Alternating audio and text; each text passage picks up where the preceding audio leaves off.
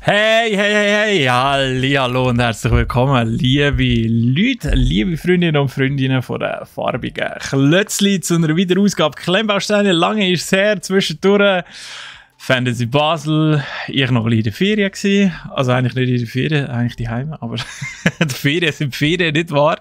Hey, wie geht's euch? Habt eine gute Zeit gehabt bis dahin und die gut überlebt. Diese Woche haben wir, glaube ich, das erste Mal wieder gestartet, so wie ich das mitbekommen habe. Gestern ein bisschen News mit Steffi und Nico wie gehabt. Hat das gut da, hoffe ich, endlich mal wieder in den gewohnten Gefilden, ohne gross hier noch ein Glücksrad, das hinten dreht und ein Gehebe vom Pokémon-Stand nebendran. Einfach nur ruhig und ein bisschen Musik. Wie habt ihr es? Seid ihr in die Woche gestartet? Bei mir, ja, wie das so ist nach der Ferien. Recht ruppig, zuerst mal die 200 Mails, die man muss durchschaffen, nicht wahr? Ist ein bisschen immer dasselbe. Wenn man zurückkommt, dann muss man halt ein bisschen Zeck. Aber das ist ja auch nichts Schlimmes. Ist auch etwas Schönes, wenn man etwas zu tun hat, oder? Und nicht einfach nur rumlungert und wartet, bis man endlich heim kann. Ich glaube, da haben wenige Leute Freude dran oder auch mal sicher nur eine ganz kurze Zeit, hoffe ich. Ich merke gerade, es tut ein bisschen, ist es ein bisschen hell, da mit mit der Cam. Ich schaue mal, ob ich das kurz anpassen kann. Ich habe es eigentlich vorhin schon in klein habe ich es schon angepasst. Warte mal, was soll das hier? Okay, zuerst mal hier. Und dann vielleicht noch ein bisschen so. Ja. Mama, das lassen wir. Hä? So ist doch gut. Formula Rossa hat schon seine Watchtime abkassiert. 4 Stunden. Wer sieht, dass du schon 4 Stunden mit uns verbracht hast, natürlich. Für die überhaupt das erste Mal vielleicht zuschauen, wer weiß. Ich bin der Cyril, ich mache Klemmbausteine mit euch. Heute haben wir nicht die Marke, die wir schon Abend zusammen anschauen. Oh, ich muss wieder schauen, was sie sagen. Sondern wir haben etwas anderes. Wir haben mega hier oben in gross geschrieben. Mega. Und zwar nicht irgendetwas, sondern The Witcher Geralts Greifjagd, wo wir hier zusammenbauen miteinander. Da auch nochmal herzlich Dankeschön raus an Mattel. Die haben uns das Ganze zur Verfügung gestellt, dass wir das mal zusammenbauen mit euch. Ich natürlich, Witcher finde ich richtig geil, auch wenn ich es immer noch nicht fertig gespielt habe. Es ist richtig traurig. Ich habe es sicher schon 10-mal angefangen und nie fertig gegeben. Es ist einfach riesig. Dann ist noch etwas. Da ist ja noch eine Sidequest. Und ja, okay. Und und dann verliert man sich irgendwann, wenn man die Hauptstory hinterher hechelt. Und das war's dann. Und jedes Mal, wenn wieder eine neue Witcher-Staffel rauskommt, dann fängt man wieder an. Ja, das war's dann. Wir haben 1170 Teile haben wir hier. Und was ganz spannend ist, das sieht man hier so ein bisschen. Man kann nämlich den QR-Code auch abscannen. Ich meine, ich könnte jetzt noch geschwind versuchen, das noch... Warte mal. Könnt ihr das abscannen? Ja. Kann man noch ein Video anschauen, weil da drinnen sind bereits schon LEDs enthalten. Das heisst, es hat ein paar leuchtende Sachen drin, es hat Schmiede, es hat Fackeln, es hat auch außerhalb hat's noch Fackeln. Ja, jetzt sieht man natürlich noch die Rückseite, aber hier hat es auch noch Fackeln. Und die leuchten dann ebenfalls. Und den Greif haben wir natürlich und wie das so ist bei Mega, man bekommt recht vieles dran bewegen und auch damit spielen, wenn man das möchte. Es sind immer sehr grosse Franchises bei Mega dabei. Vieles auch Pokémon. Pokémon haben wir schon mal gesehen. Ich weiß gar nicht. Ja, dort oben ist er ja. Pikachu. Das ist Mega Constructs. Gibt es ja verschiedene Linien. Und dort versucht man halt ein bisschen zu kombinieren. Einerseits zwischen der Spielbarkeit, andererseits zwischen Funktion, wie jetzt eben LEDs und natürlich eben auch die Top-Franchises. Und das finde ich ist hier sehr schön gelungen. Griffjagd kann ich mich natürlich sehr gut daran erinnern, weil eben, wie gesagt, ich habe es schon ein paar Mal angefangen, aber nie fertig geschafft.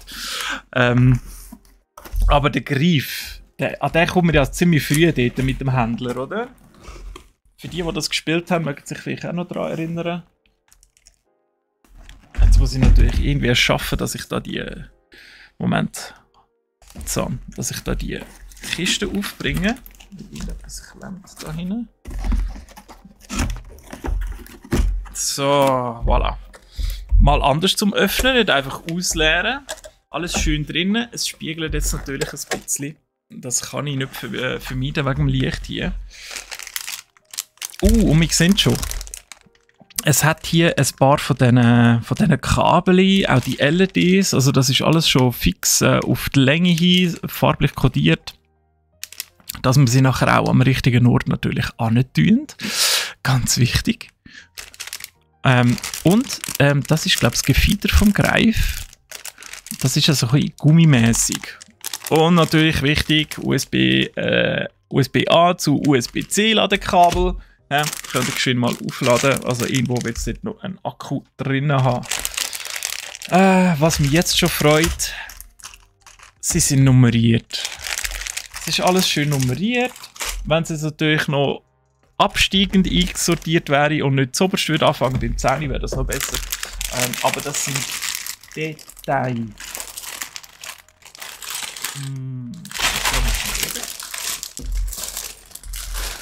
So, das Eis. Ja, wir fangen beim Eis natürlich an. Und ja, Mano. Wow, Jesus Gott, da noch nie so eine grosse Anleitung gesehen. Gewisse Leute würden sagen, die ist mega. Und das 2 nehmen wir auch schon mal raus. Und was ich gerade gesehen habe vorher, das sieht man auch ein bisschen auf der Packung. Das ist jetzt fast ein bisschen schwierig. Mal schauen, ob ich das vielleicht in die andere Kamera reinheben kann. Ja, vielleicht sieht man es da ein bisschen. Es hat sowieso Körner drin. Interessant, das sind die Teile für die Mauern, die Aussenmauern von dem Gasthof. Wo mir der Name natürlich empfallen ist, wo man auch sollte kennen, ganz sicher. Ich mache ganz kurz nochmal, das ist halt, wenn man alles umgestellt hat für die Fantasy Basel, dann ist wirklich zum Teil einfach ein bisschen hell und ein bisschen dunkel und man muss alles wieder ein bisschen einstellen. So, ich glaube, jetzt sehen das ein bisschen besser. So, das sollte besser sein. Hey, Bionic, ciao, ciao. Ja, sehr gut, prima. Ich habe mich gut erholt von der Ferien.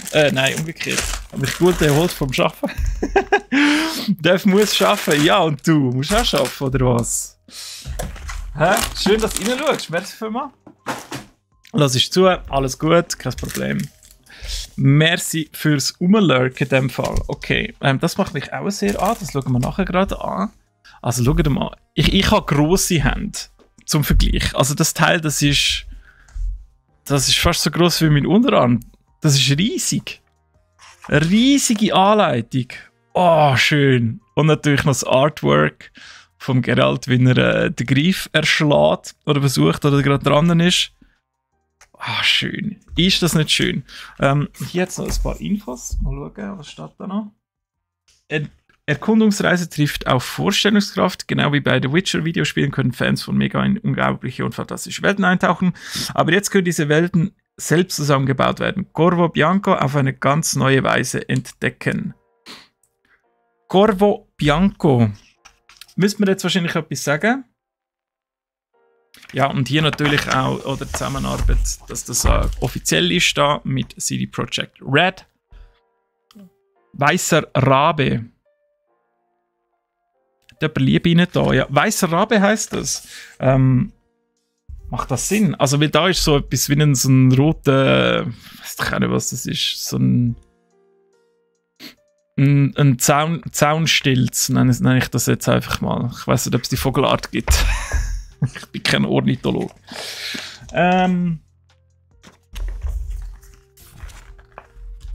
ist wirklich wunderschön gemacht, muss man sagen. Also es ist gigantisch, nochmal wirklich riesig, die ganze Anleitung. Hier auch nochmal die Schritte aufgezeigt, wann kommt was, auf welcher Seite ist es zu finden, welche Beutel sind enthalten. Hier ist 1 auf Seite 6 für den Geralt, der Griffin, der Greif, 2 bis 4, Seite 7. Und dann kommt Corvo Bianco in. Aha. Dankeschön. Weißer Rabe. Taverne in dem Fall. Gasthaus, Gaststätte, wie man das auch immer nennen will. Interesting, obwohl kein weißer Vogel davor ist. Standing 9, hey, salut, roter Kobold Flügelschwinger. Hat schon so ein bisschen etwas davon, hä? Könnte in so eine Kreuzung zwischen einem Greifer und einem Kobold sein mit dem Face. Hier natürlich auch noch schön mit dem Zauber. Irgendwie ein bisschen Effekt, den man noch reingebracht hat. Und jetzt sieht man das auch, wie das aussieht, wenn das mal ausgeleuchtet ist mit den LEDs dann. Ah, schau, da wird schon Wiki konsultiert. Das Corvo Bianco Weingut ist Geralts Haus in der Blood and Wine Erweiterung von Witcher 3. Ah, das ist sein Haus sogar. Ist nicht einmal eine Taverne. Sehr gut, danke für die Richtigstellung. Das ist sein eigenes Haus. Siehst du, eben, nie fertig gespielt. Wie hätte ich jemals sollen, zum Corvo Bianco Weingut kommen? Aber von Weingütern habe ich schon gehört. Ich glaube, ich habe es auch irgendwo bis dorthin geschafft. Das ist gar nicht so weit, glaube ich, in der Hauptstory, wo irgendwie so ein Karneval ist. Da hat man so eine Maske anlegen und mit den ganzen Adligen ein bisschen schnurren und die veräppeln. Und ist dann echt auch noch mit der Jennifer unterwegs gewesen. Oder mit der Triss. Bin mir nicht sicher. Ey, Schmusekroko, danke für den Follow. Merci vielmals. Sehr schön, gefällt es dir in dem Fall hier. Es sollte schon lang zocken. Also, Lurk. Gut, ja, merci. Ciao. Ab in Lurk mit dir, Bionic. Danke. Gut. Also, wir schauen mal noch kurz ein bisschen mehr hier rein, was uns so erwartet. Hier wird auch nochmal ein Building-Tool erklärt. Das ist im Titel 2. Ich wollte das mal schön rausnehmen, weil das sieht doch ein bisschen anders aus, wie das, was wir uns von anderen Herstellern gewohnt sind. Bin ich natürlich gespannt. So kommt das daher. Also hier einmal ganz dünn, hier so ein Schäufeli gefällt mir, mit dem kommt man gut unten rein, falls mal nicht klappt, mit einfach so wegbrechen. Da haben wir auch noch mal zum Nöppeli einfassen.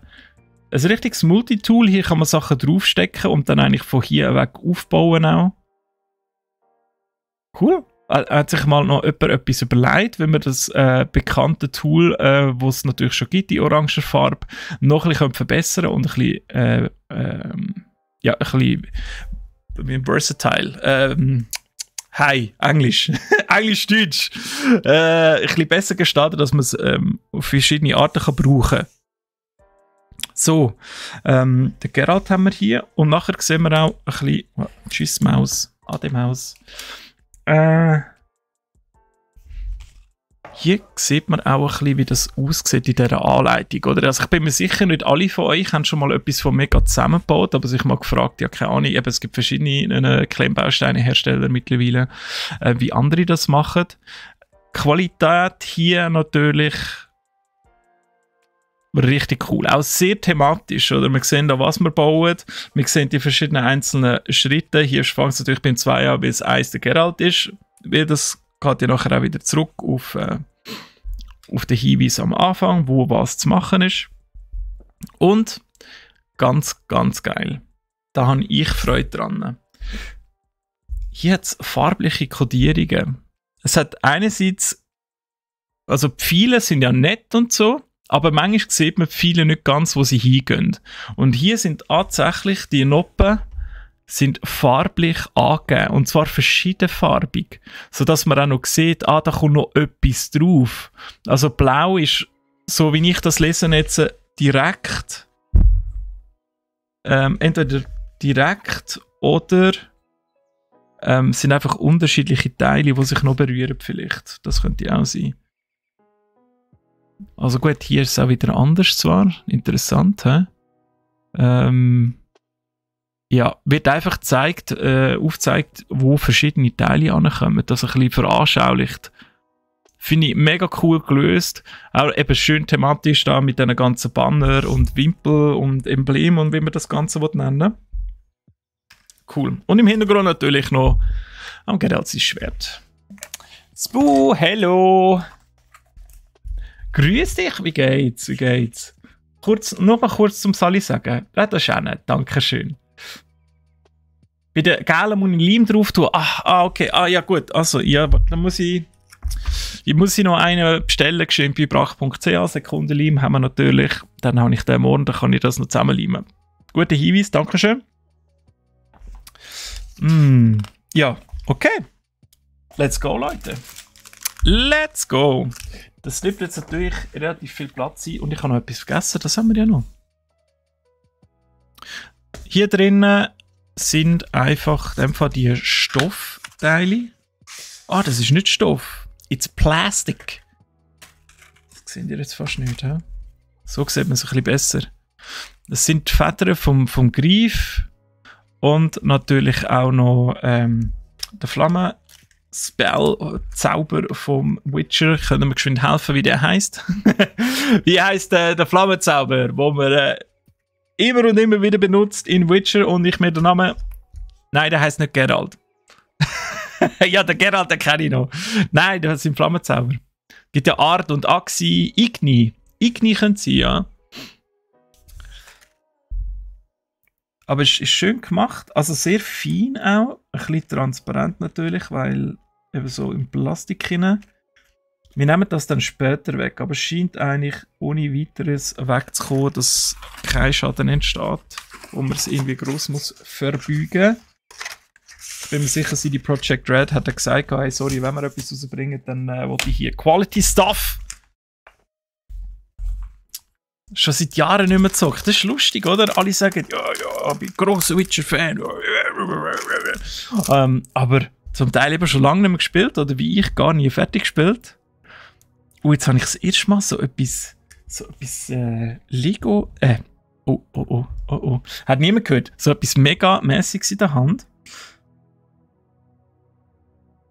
Also es ist echt witzig. Also man hat hier eine Möglichkeit... Anzeige ist raus, danke Lordplay. Ja, eben, ich habe schon gesagt, ich muss mich jetzt zusammenreißen. Nein, natürlich nicht mit dem anderen Hersteller zu tun, sondern das ist rein Mattel Mega. Also man kann hier wirklich alles bewegen. Schultern, Ellbogen, auch die Hände. Und das sind nicht einfach so Klemmerli. Man sieht es natürlich super toll. Vielleicht muss ich mal den Zoom doch noch aktivieren, dass der automatisch macht. Den Fokus meine ich. Mal schauen, wie schnell der Fokus ist. So. Yeah! Hallo, hier bist du. Ja, ist schwierig, he? Also Kamera und Fokus ist grossartig. Ist echt grossartig. Jetzt sieht man sich besser. Yes, so sieht er aus. Natürlich auch schön hier mit dem Wolf in der Mitte. Und ein bisschen die typische Rüstung auch. Kopf kann man auch drehen hin und her.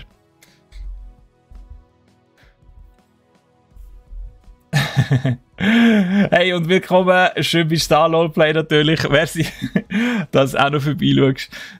Das Igni-Hexenzeichen ist ein pyrokinetischer Feuerzauber, der äußerst effektiv gegen Gegner ist, die kaum Feuerwiderstand besitzen.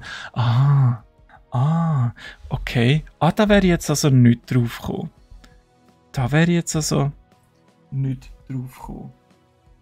Und da hinten können wir noch so ein Zängeli rein tun. Und dann haben wir hier natürlich wunderschön... Oh, Details, Leute, schau mal. Ja, das sieht man jetzt fast nicht. He? Komm, hier musst du fokussieren. Muss ich den Fokus selber machen, weil es die Kamera nicht schafft? Ich muss den Fokus selber machen. He? Warte, ich kann das. Leute, das müssen wir jetzt wirklich schön anschauen. So. Ja, vielleicht... Ja, da war es. So. Die Runen sind auf dem Schwert. Ist das nicht toll? Die Runen sind auf dem Schwert. Finde ich absolut genial. Macht es einfach nochmal ein bisschen glaubhafter. Und dann tun wir das natürlich schön auf den Rücken schultern. Und das andere Schwert könnte man auch nehmen, hat übrigens auch Runen drauf. Also man kann sich wirklich entscheiden, ob man das mit dem Doppelkopfwolf nimmt oder das Einfache. Ich glaube, das ist etwa das Erste, was man hat. Silberschwert oder einfach das Eisen-Stahlschwert. Und Feuer. Wir brauchen natürlich noch Feuer in der Hand. Ja, wichtig. Der Geralt. Vor allem mit Gd. Geralt.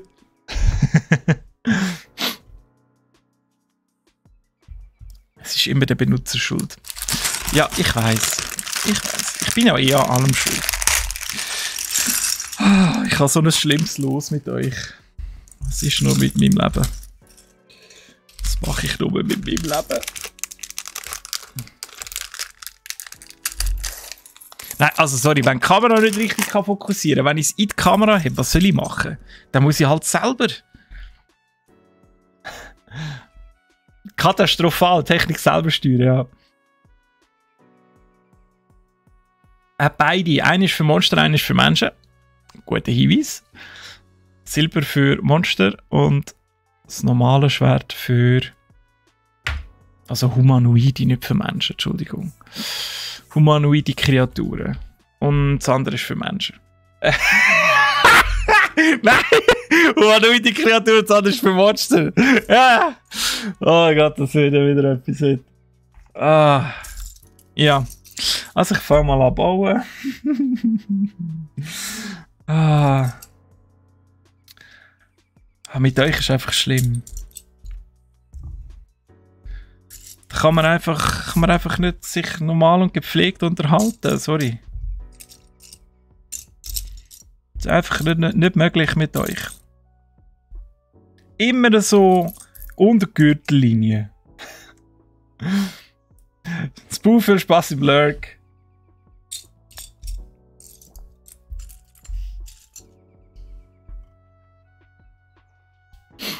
Von der Farbe her übrigens und auch von der Noppe, also vielleicht auch mal so zum Sagen, also sie fühlen sich sehr, sehr hochwertig an, ein bisschen auch biegsam. Es steht überall mega Blocks drauf und zwar auf jedem einzelnen Teil, außer die kleinen, da steht nur mega drauf. Da hat Blocks keinen Platz mehr gehabt.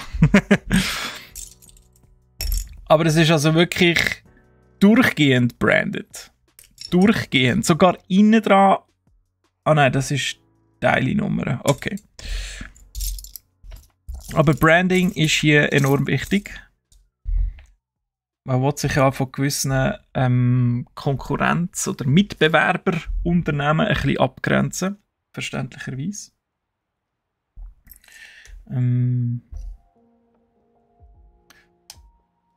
So, mal schauen, wie gut dass ich das anbringe.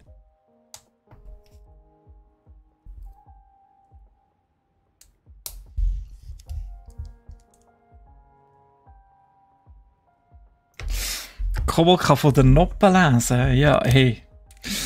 Das sind ganz unentdeckte, unbekannte Talente im Fall. Weißt? Also man kann ja mit vielem Geld machen. Ich bin auch immer im Sommer bin ich mit dem Zirkus unterwegs und tue euch von der Hand lesen oder eben von den Klemmbausteinen. Wenn ihr die mitbringt, dann kann ich euch dort sehr gerne daraus lesen natürlich, was die mir so erzählen über euch, eure Schandtaten. Warte mal, irgendetwas stimmt doch da. Ich kann natürlich jetzt nicht einmal lesen, das ist schon schwierig. Wer nicht lesen kann, bleibt dumm. Sorry für all die eine Leseschwäche haben. Witze gehen leider viel zu oft auf Kosten von anderen, das ist ja so.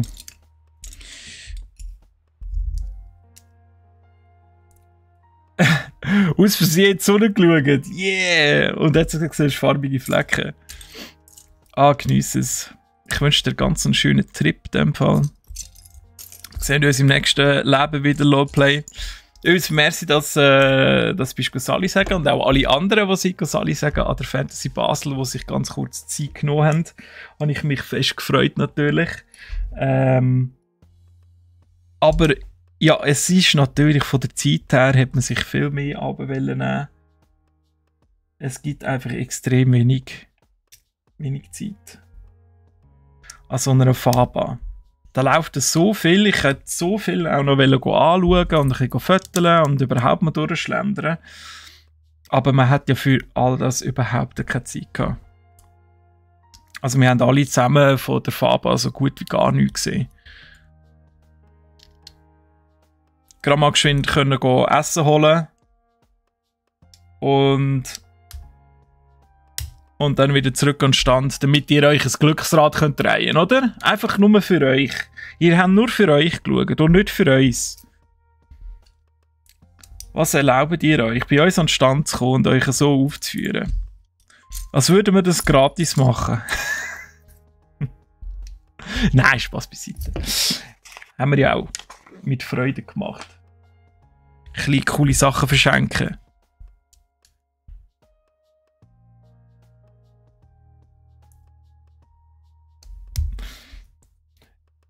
Ich bin hart, wenn, dann bin ich ein Goblin.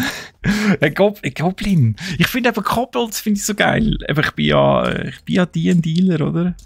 Ich finde Kobolde finde ich viel witziger. Die sind so ein bisschen gewiefter und ein bisschen fieser als Goblins. Aber ja, kommt natürlich auch mega drauf an, in welcher Fantasy-Welt dass man sich bewegt. Oh, was ist jetzt hier? Why not go on? Ah, jetzt. Er hat sehr viele interessante Teile, also sehr viele so Massanfertigungen, die man sonst aber nicht sieht. Also so ein Teil hier habe ich noch nie gesehen. Und da, die sind nur halb so hoch und mit Noppen oben drüber. Wie sonst oben.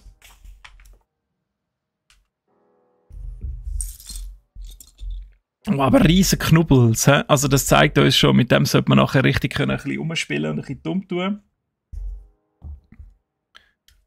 Wie es sich gehört.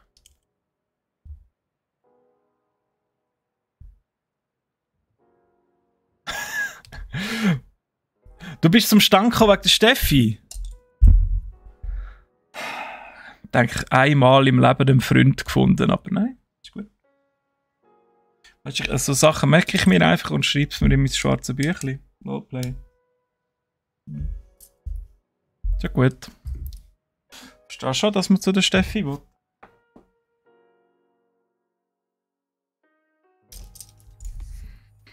Kein Problem.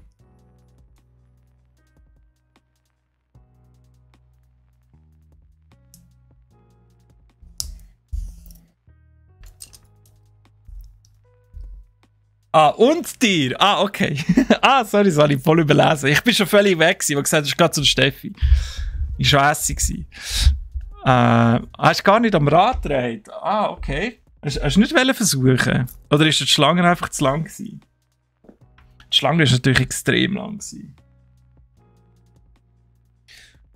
Wir sind ja auch noch angemotzt worden, dass unsere Schlange zu lang ist und wir etwas machen sollen. Was sollen wir jetzt machen? Was sollen wir jetzt da machen?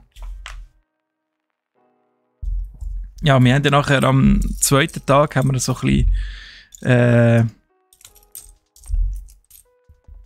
wie sagen wir denn, da die Bänder aufgestellt, die Abschrankungen. Das hat ein bisschen geholfen, aber so viel dann auch nicht.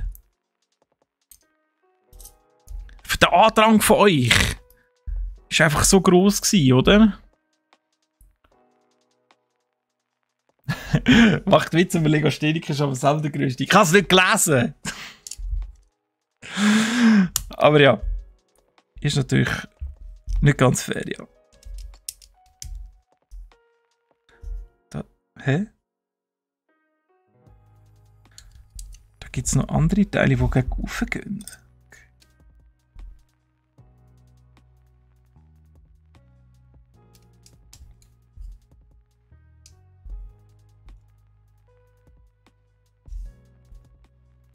Es gibt so viele verschiedene Teile, das ist ja crazy.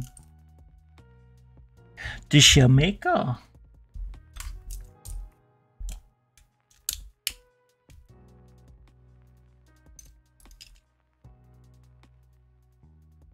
Nein, das auch nicht. Oh, da gibt es so viele verschiedene. Also wir bauen übrigens am Körper von dem Greif, wenn man von dem jetzt wahrscheinlich noch nicht so viel sieht. Aber es sollte eine werden. In ferner Zukunft. Leute sind so schlimm, wenn es etwas gratis gibt. Mhm. Also schlimm würde ich jetzt natürlich nicht sagen, aber ist natürlich auch nachvollziehbar bei diesen geilen Preisen, die wir hatten. Es ist halt schwierig gewesen, oder? Weil einerseits hätten wir die Warteschlange begrenzen und andererseits haben wir das ja nicht können, weil ist verständlich, die Leute wollen anstehen, wo es etwas zu gewinnen gibt. Und das hast du fast nicht anders können lösen und lenken auch.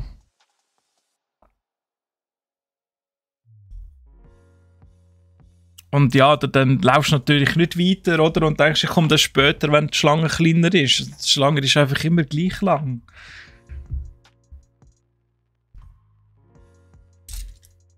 Verhältnismäßig ist sie sogar aber noch grösser geworden fast.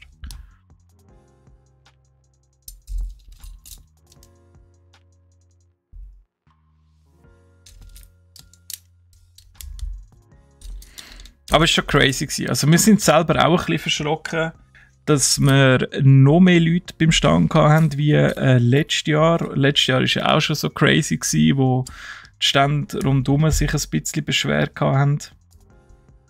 Ja. Aber es hat natürlich viele gehabt, die das ein bisschen gecheckt haben.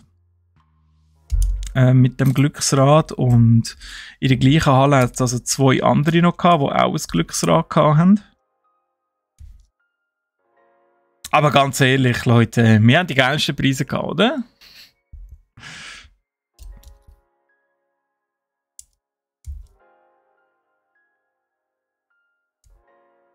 Ja, bin schon gespannt, was nächstes Jahr wird, wie das echt aussieht oder was wir dann so machen. Allenfalls ändern und in Angriff nehmen.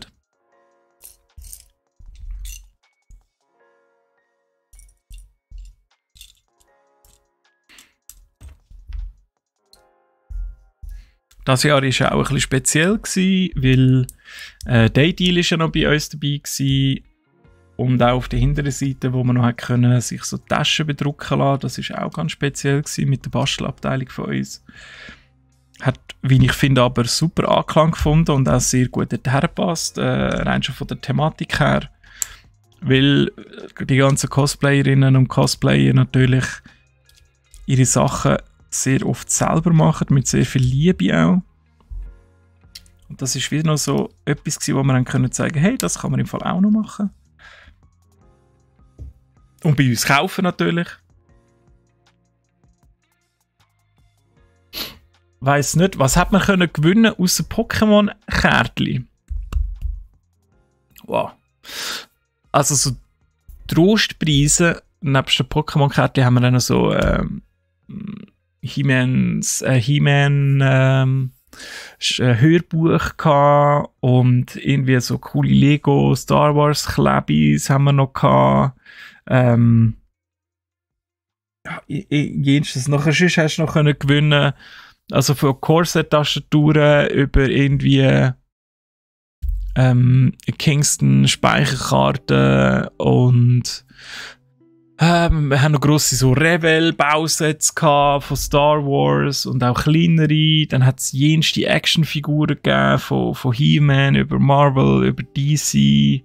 Und nur Pokémon-Kärtchen. Also es hat auch grosse Pokémon-Boxen gehabt, so VMAX-Boxen, Tins, Battle Stations, 1000 Franken Prachtgutschein. Aber der hat es nur einmal gegeben, sage ich dir. Wäre natürlich nicht schlecht gewesen. Der wäre bei dir natürlich sofort für Klemmbausteine draufgegangen, oder? Sofort. Für so ein schönes Witcher-Set hier.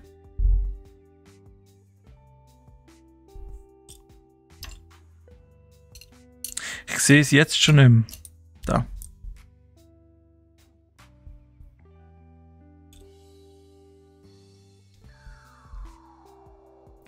Hättest du noch am gleichen Tag rausgelassen? Ja.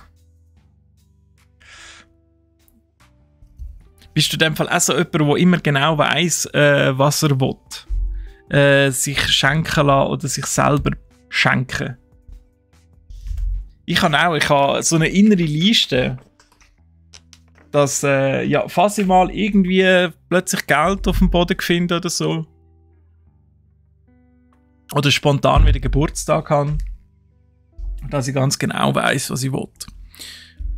Da muss ich eigentlich nie lange darüber studieren. Könnte man natürlich auch sagen, ich bin sehr materialistisch veranlagt. Würde ich jetzt auch nicht einmal bestreiten. Ich erfreue mich tatsächlich an vielen materiellen Dingen. Ich finde, in Massen ist das aber auch etwas Cooles. Vor allem, wenn man eben ein bisschen sparen muss und ein bisschen etwas weiss damit anzufangen und das dann auch benutzt und nicht einfach dann im Ecken stehen lässt, wie irgendwie so ein neuer Lamborghini dann einfach. Oder? Sondern das wirklich ein bisschen benutzt und genießt.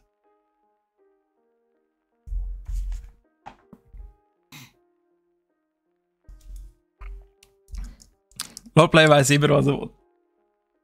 Führst du eine innere Liste, so, wo du einfach weisst, das will ich? Oder schreibst du es auch wirklich noch auf? Oder einfach abarbeiten? Immer wieder, wenn du ein bisschen Geld hast, dann... Oh. Dann kaufst du wieder etwas.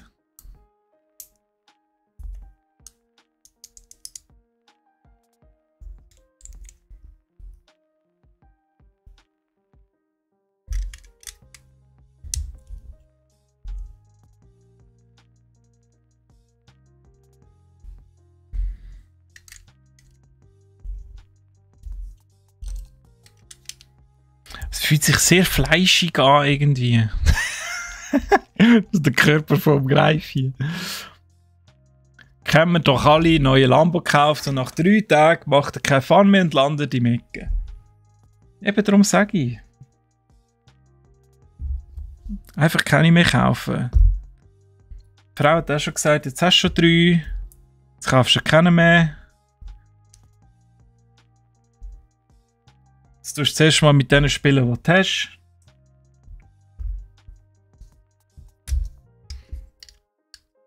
Aber das ist ja, oder? Das ist das Problem. Die sehen immer gleich aus, die haben immer die gleichen Farben. Und ist es dann so verwerflich, wenn ich plötzlich einfach einen neongrünen will?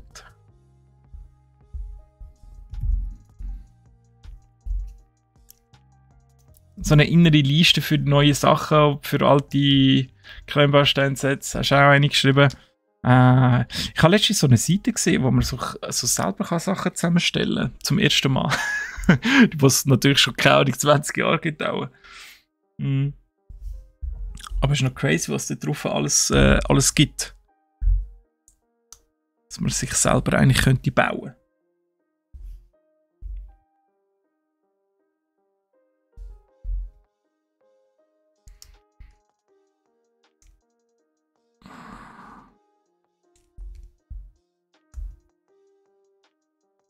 So. Ist doch cool jetzt. Überall auf alle Seiten hat sie eine Noppe. Also kann man wirklich rundum irgendetwas befestigen. Oh, jetzt brauchen wir schon da das Gummigefieder.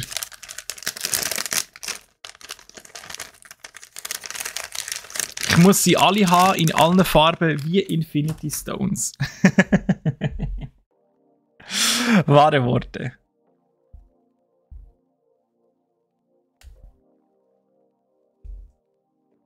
So. Das ist gar nicht das Gefieder, das ist das Fell, so der Kragen, oder? Fantastisch.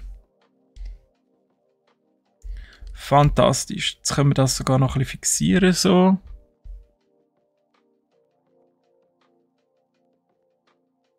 Ja, und jetzt? Und jetzt?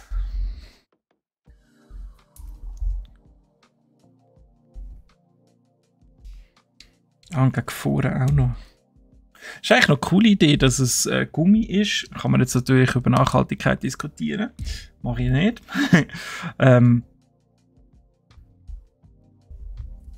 Aber ja, ist schon mal ein anderes Material und es macht es so ein bisschen lebendiger und je nach Alter natürlich auch ein bisschen mehr so ein bisschen Richtung Actionfigur, oder? Mit noch so anderen Materialien wie eben Gummi. Interesting. Das können wir auch wieder fixieren hier. Und hier, die kommen auch noch so drüber. Cool. Okay.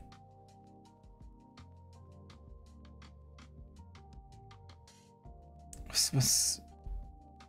Hier zeigt es noch irgendetwas. Ah, einfach für die andere Seite zum Anmachen. Ja. Oh! Ui, so viele Extra-Teile. Okay, also ich mache jetzt erst mal mit Mega etwas. Letztes Mal hat ja Garo das Pikachu gemacht von Mega. Darum weiss ich nicht, ob das normal ist, so viele feurige Teile. Ich tue die noch nicht zu weit weg.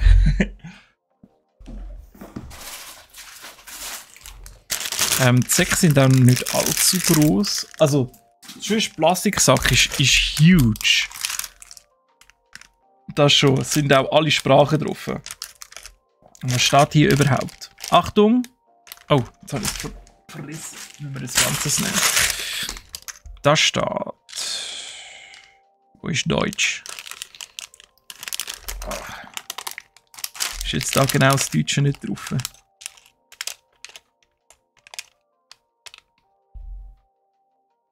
Achtung! Um Erstickungsgefahr zu vermeiden, den Kunststoffbeutel unbedingt außer Reichweite von Säuglingen, Babys, Kleinkindern und Kindern halten. Das steht da drauf. Hey, Giorgio De Angelis. Salut, grüß dich, herzlich willkommen. Guten Tag. In der Tat, ja. Und du? Hast schon einen guten? Du kannst jetzt WWE schauen. Zum Mittagessen, man sieht sich. Ah, guter Plan. Das finde ich sehr gut. Zum Mittag ein bisschen spät, aber es ist alles gut. Nein, ich wünsche dir einen guten Messi fürs Vorbeischauen, Lowplay. Danke, dass du wieder reingeschaut hast. Hat mich natürlich persönlich sehr gefreut. Oh, ich muss mal geschwind hier irgendetwas aufmachen oder so. Es ist so heiß.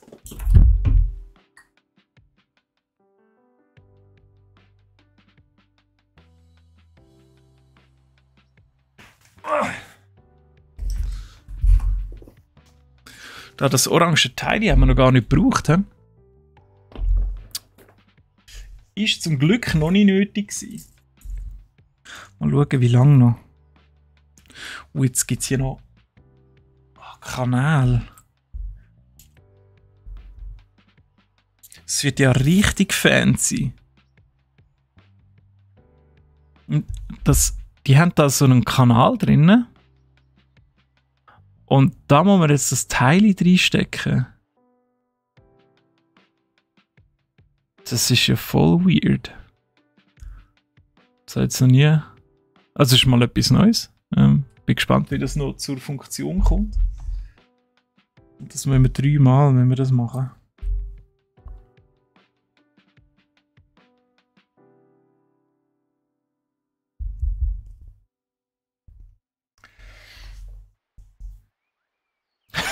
Parix! Hey! Ah, das ist aber ein schöner Titel. Darf ich mir den gerade aneignen? Der Klemmbausteinkönig von Twitch. Da würde ich mir jetzt schon recht weit aus dem Fenster lehnen. Merci! Hey, salut, wie geht's? Hast du eine gute Woche gehabt? Hast du schon ein bisschen Ferien gehabt, wie ich? Oder bin ich der Einzige, der Ferien hat? Auch nur ich Ferien gemacht. Letzte Woche. Hä?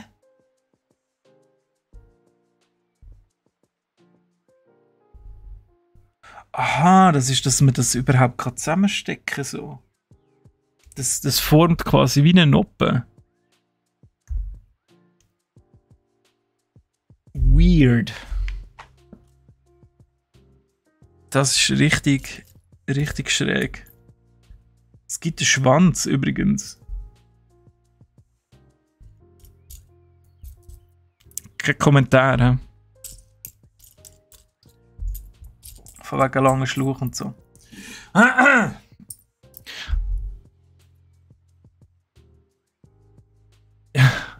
Ja, genau, Giorgio. Ja, absolut. Ich bin auch sehr erfreut, dass wir mal wieder so ein cooles Franchise haben. Ein neues Franchise. Klemmbausteine von The Witcher von Mega. Und eben, es klemmt sich doch recht anders wie andere Hersteller. Ich meine, man kann schnell irgendwie einen Klemmbaustein machen, ja.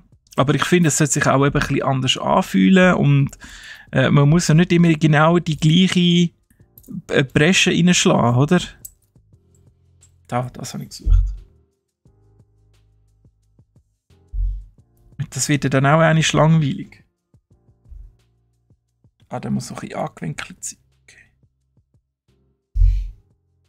Und hier will.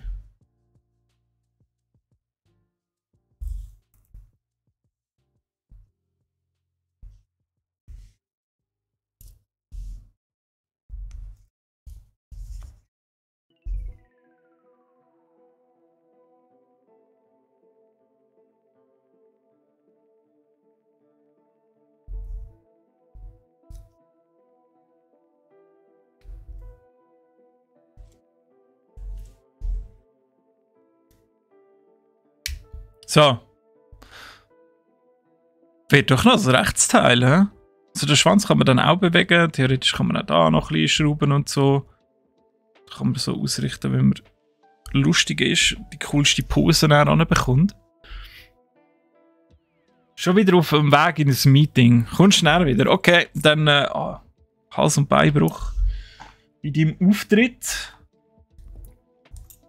Ich muss übrigens auch noch in ein Meeting, Leute, dass ich das schon gesagt habe. Am 2:45 machen wir bereits schon fertig, weil ich muss auch an ein Meeting, leider. Gut, danke. Ja, mir auch, mir geht's auch gut, merci. Habe ich Ferien gehabt und wo bin ich gewesen? Nie zu gross, ich habe wirklich nur wir haben die Zeit ein bisschen genutzt, um Familie und Freunde mal wieder ein bisschen sehen. Sind beide sonst im Job schon sehr involviert und sie halt noch sportlich sehr viel unterwegs auch. Dann sieht man sich aber fast nicht. Dann verbringt man sonst die Zeit, die man gerade noch hat, miteinander. Und unter der Woche mal kurz Kollegen und Freunde, aber für alle langt es eben auch nicht immer. Wie handelt ihr das? Müsst ihr auch schon mega weit im Voraus Termine abmachen, wo man sich mit gewissen Freundinnen und Freunden wieder trifft? Also wir müssen wirklich fast schon bei jedem Treffen in den Kalender hineinschauen und dann etwas abmachen mit denen in der Zukunft. Dass man sich überhaupt mal wieder sieht. Das finde ich eigentlich schon tragisch.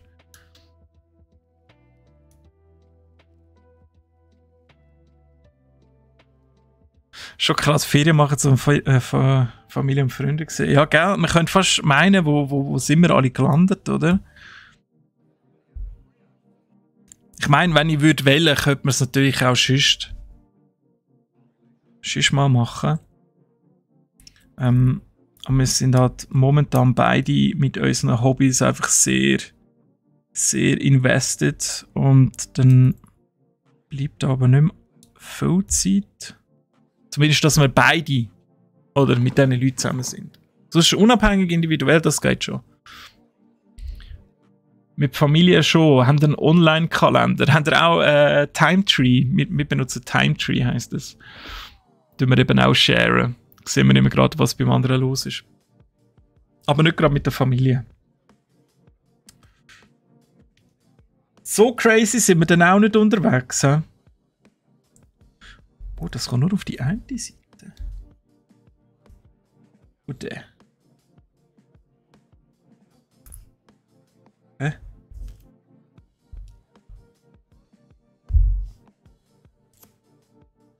Da hat so viele verschiedene Teile, die fast gleich aussehen. So. Ah, das gibt auch die Schulter. Ja, dann macht es Sinn, dass das asymmetrisch ist.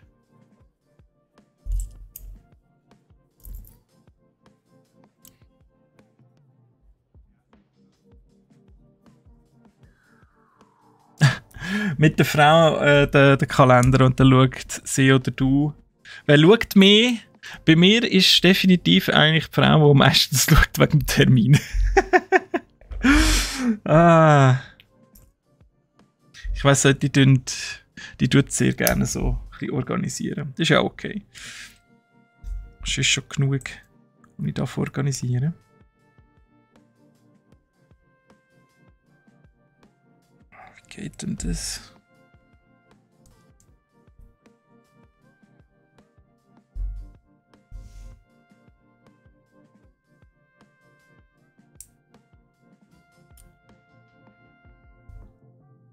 So viele Farben muss man sich schon ein bisschen konzentrieren. Wenn du Familie hast, musst du weit im Voraus schauen. Kalendershare ist schon nicht... das ist schon nicht in der Familie. Einfach du und die Frau haben. Vor allem das Hütemädchen noch für die Tochter organisieren. Ja, dann wird es natürlich noch krasser, oder? Da musst du wirklich schon weit voraus schauen. Ich habe gehört, je nach Region ist es zum Teil auch noch schwierig, so eben ein Hütemädchen zu finden. Also habe ich jetzt auch schon von Kollegen Pärchen gehört. Oder ja, dann eben ist kurzfristig wieder irgendwie, ist sie krank oder er. Und dann musst du noch für Ersatz suchen und den findest du natürlich in der Regel nicht, oder? Und dann kommt dann meistens die Meldung, es tut uns mega leid, aber es wird leider nichts, weil wir haben niemanden gefunden für das Kind zum Schauen. Und dann sagst du dann, ja, kein Problem. In 3,5 Monaten haben wir wieder einen Termin frei. Also das sollte ja eigentlich schon nicht sein. Haben wir jetzt viele Freunde in der heutigen Zeit? Oder was ist das Problem? Ihr habt wie oben mit Schulfreunden seit über 15 Jahren. Wow. Das 5. Schön so Traditionen. Das finde ich so toll, wenn man die Traditionen pflegt. Ganz cool. Wir machen immer den nächsten Termin gerade am Oben ab. Ja, das ist sicher nicht schlecht. Ich mache etwas Ähnliches mit, das lässt sich jetzt natürlich nicht ganz vergleichen, aber mit D&D ist es halt auch schwierig bei einer grösseren Gruppe. Wir sind jetzt das 5. Und alle aus einem verschiedenen Haushalt ist auch schon eine Herausforderung. Vorher waren wir mal noch 7 in meiner letzten Gruppe, das war noch schlimmer. Aber dort halt Termine zu finden, wo alle können. Also habe ich letztes Jahr im Oktober echt einen Jahresplan rausgegeben. Und dann ist einfach einmal im Monat, am Samstag ist D&D Block. Dann wissen alle, dann ist gut und so. Und dann hat man sich noch melden, falls etwas nicht gegangen wäre. Aber das natürlich noch anpassen und schauen, ob alle können. Und schon spielt man halt dann ohne die Person. Aber man muss sich heute schon ein bisschen anpassen. Den verschiedenen Lebensstil und dem Umfeld auch von den Freundinnen und Freunden, dass man kann eben so so Traditionen halt aufrechterhalten und beibehalten.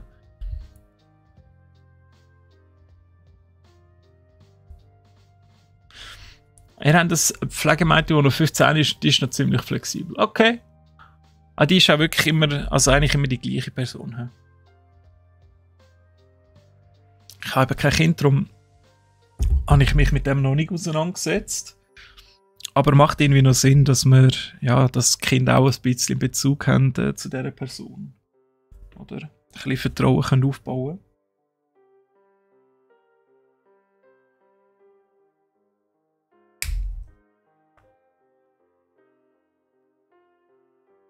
Es hat noch recht viel Bewegungsspielraum. Das ist cool. Wir bauen hier wirklich so eine Actionfigur zusammen.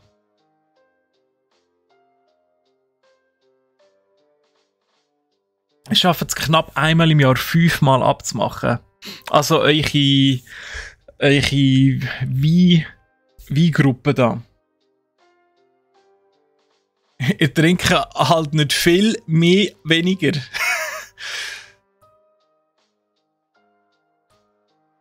Also ihr trinkt halt heute viel mehr weniger. Oder weniger viel mehr. Oder welche Option gibt es noch? Oder mehr dafür viel weniger?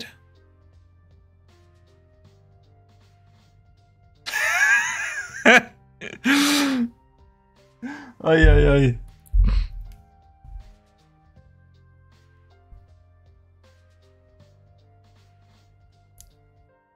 Ich weiß auch nicht, bei mir ist also die Lust mit dem ganzen Alkohol. Ich weiß auch nicht, vielleicht bin ich jetzt in einem Alter oder keine Ahnung. Aber ist bei mir also nicht mehr so hoch im Kurs, wie wo ich noch jünger war. Klar ist schön mal irgendwo so ein Drink oder guter Gin, guter Whisky oder guter Wein mal. Aber wir vergessen das auch. Oder ich meine, jetzt trinkst du ja in dieser Hitze sowieso noch mehr Weisse. Oder ein Rosé. Wenn es um Wein geht, meiner Meinung nach zumindest. Vergessen wir jedes Mal Quell zu stellen und dann haben wir halt irgendwie, keine Ahnung, nur das Mate und dann ist ja gut. Muss ja nicht immer Alkohol sein. Aber so schön genüsslich, wie macht ihr denn das? Also, habt ihr jemanden unter euch, der auch Sommelier oder Sommeliere ist? Ja, Standing Nein, wir können leider es gibt keine Links hier. Leider nicht. Ah, das hat sie sogar. Aha, du hast nur kobo.exe und das hat sie als Link reingenommen.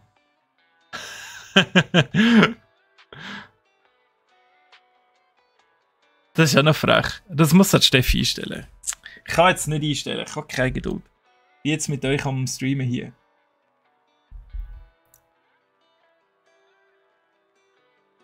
Eben, ist jemand Sommelier oder Sommelier bei euch? Wollte ich fragen. Der sich ein bisschen dem angenommen hat. Oder wie dünner entscheiden, was sie trinken? Oder trinken ihr einfach so einen Kochwein aus dem Denner zusammen? Oder wie sieht das aus? Was sind die Klauen? Ah, die muss ich selber machen.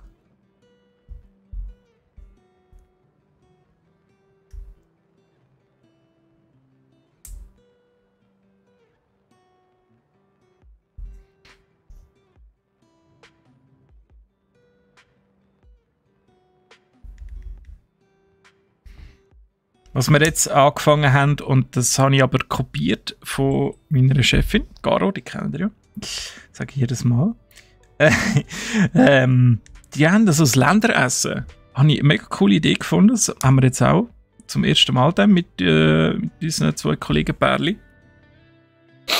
Wo wir, also wir sind 6 und dann tun wir 6 Länder in einen Topf hinein. Und jemand muss dann ziehen und bei dem ist der Hauptgang und bei dem die Heimen ist das Essen. Und die anderen bringen dann eine Vorspeise oder Dessert noch mit. Grossartig, du bleibst aktiv. Ich sitze, aber danke. Nur will ich da rumfuchteln. Ja, und jetzt habe ich Brasilien gezogen. Das erste Mal ist jetzt bei mir. Und dann versuchen wir das mal so alle 1,5 Monate, 2 Monate oder so durchzuziehen. Das wäre noch mega cool. Das haben wir schon noch im Topf. Jetzt ist das erste Mal, oder? Jetzt ist noch nicht so ganz kurios. Peru, Griechenland, Irland, Japan und eben Brasilien. Was habe ich jetzt gesagt? Peru, Griechenland, Irland, Japan. Was ist noch? Irgendetwas vergiss ich jedes Mal. Weiß ich nicht. Thailand. Weil Thailand hat ja, es gibt ja nicht nur einfach immer das hure Curry, oder? Finde ich auch cool, dort mal ein bisschen tiefer noch abzutauchen.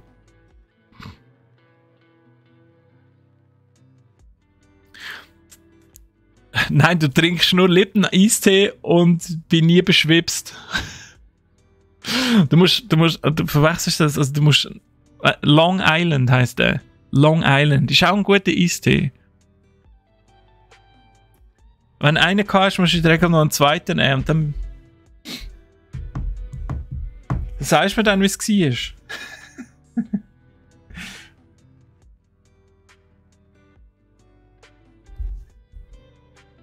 Oh Mann, ich hatte einmal Long Island gehabt. Nein, also 2. An einem Grümpelturnier. Nehmen nie ein Long Island an einem Grümpelturnier. Wirklich. Da ist einfach alle Brunz ist da drin gewesen.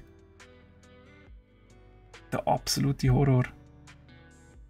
Da hat es mich richtig verbessert gehabt. Oh, da habe ich noch auf der Seite noch etwas verpasst. Ah, warte mal. Ah, jetzt kommen die mal noch zum Zug. Okay. So. Ja, aber der muss doch noch... Ja, genau, so schön runter. Cool. Ist nicht die Schulter, ist das Bein. Ein schöner Schenkel. Optical. Direkt auf den Grill. Schön auch mit Paprika-Marinade dran, wie ich es gerne habe. Jetzt haben wir auch langsam mal so ein das Gefühl von der Größe von dem Teil.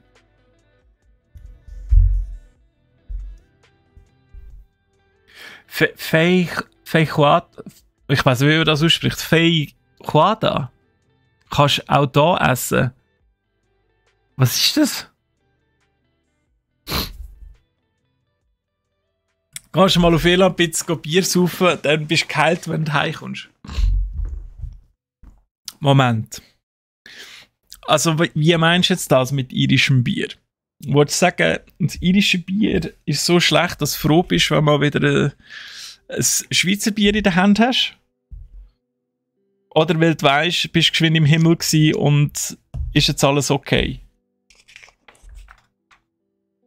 Das müssen wir jetzt geschwind klarstellen hier, Standing 9.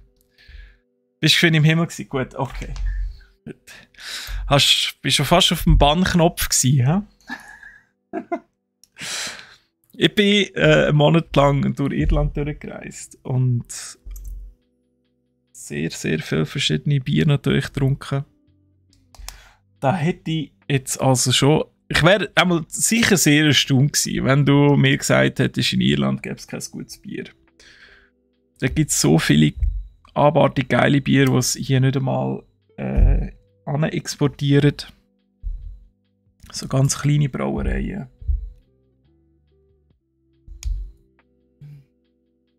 Ist sehr schön gewesen. Ich möchte eigentlich wirklich nochmal gehen in meinem Leben, bevor ich sterbe.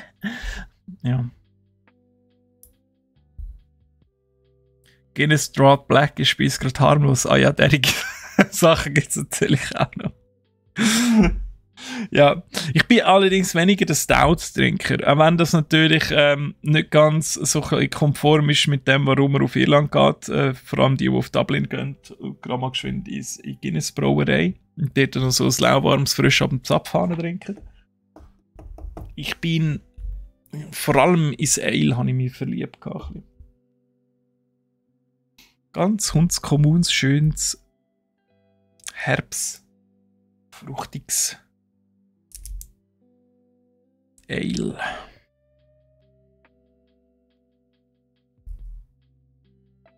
Und das ist also cool. Also Leute, wenn ihr noch nicht in Irland sind, unbedingt, wirklich unbedingt mal gehen. Erstens sind alle keine nett. Sind wirklich überall willkommen und in jeder Beiz, egal wo ihr hergeht, ist am Abend irgendjemand aus dem Dorf oder aus dem Nachbardorf, jetzt steht dann ein bisschen am Jammen mit seiner Gitarre und ein bisschen am Singen und dann sind alle am Singen. Und es tönt nicht mal schlecht, die Leute können das einfach, die sind sehr, sehr musikalisch.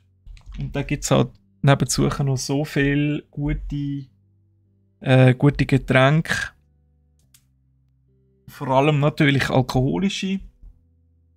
Das ist schon so. Ja, und die Landschaft ist schon ein bisschen Fairy-Tale-mäßig.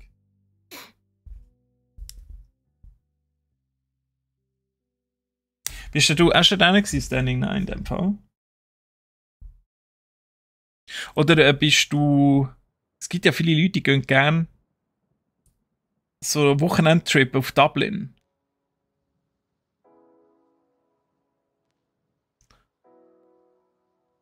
Zum dort natürlich eins zu säufeln.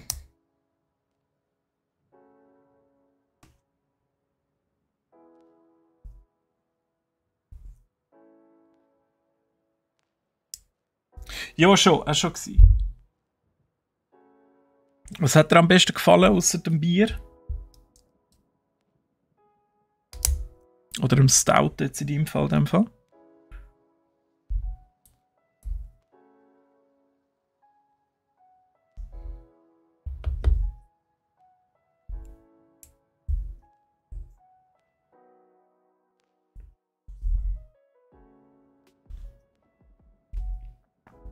Ich bin ja gerade am Studieren, was mir jetzt am besten gefallen hat.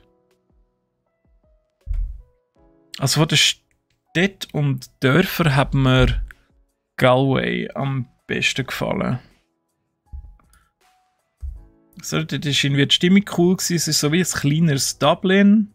Halt nicht so industriell. Es hat noch sehr viel Dorfcharakter, aber es mega coole Bars. Tolle Leute, viel Musik auch. Schon in Shelby mit ein paar Kameraden am Rumblödeln gsi, das Käffli, Shelby. Was ist denn das? Ist das Midlands oder so? Im Süden? Nein. Wo ist hier Maps?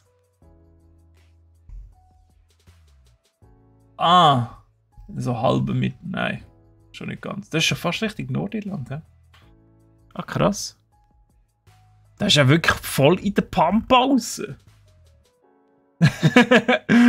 Vollgas. Ja, wenn ich gerade auf der Karte bin, ja, Clifton habe ich auch sehr schön gefunden. Ganz cool. Dort gibt es so ein Strössli. Ich schaue gerade nochmal, wie die heisst. Die hat so, glaube ich, irgendwie Sky Road, genau.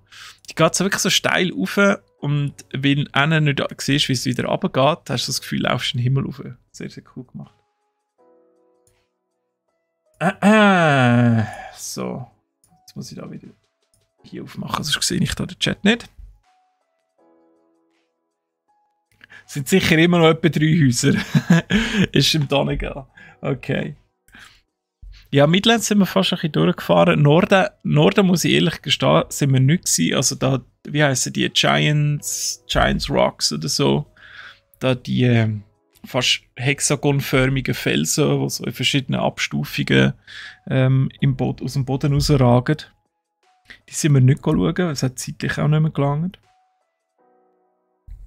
Aber sonst sind wir eigentlich eben Dublin und dann quer über und dort vor allem Westküste und dann Südküste, alles rundum in diverse Parks und so.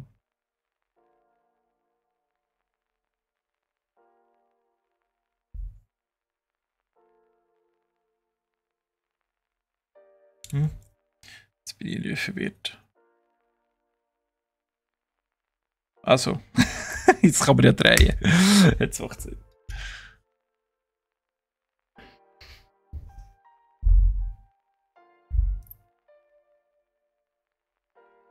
Ja, also ich freue mich auch, wenn wir mal wieder so richtig schön grössere Ferien machen. Was sind so eure Projekte? Grössere Ferienprojekte, wo ihr sagt, das nächste Mal, wenn ich so richtig schön lange Ferien habe und ein bisschen Geld und alles, dann will ich unbedingt dort hin.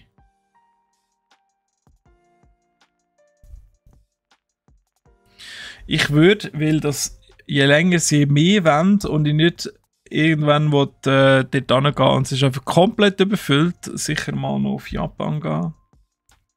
Da haben jetzt so viele Kolleginnen und Kollegen geschwärmt davon.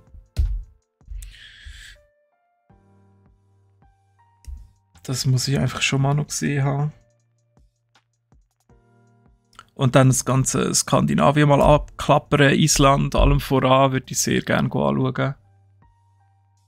Ich will nächstes Jahr auf Japan. Oh, cool. Könnt ihr mich gerade mitnehmen, bitte? Ich tue dafür auch immer das Geschirr abwaschen oder so. 3 Wochen? Ah, ja gut, man muss fast ein bisschen länger gehen. Also könnt ihr über die ganze Insel ab. Kannst du den Plan schicken? Ja, immer her damit. Japan nicht überfüllt, musst aufs Land gehen. Ja, also nicht nur einfach die Städte abklappern, oder? Das schon nicht. Aber ja, mir ist schon bewusst, dass Tokio ist schwierig, keine Leute. Aber eben mittlerweile ist das so ein Trend geworden mit auf Japan, dass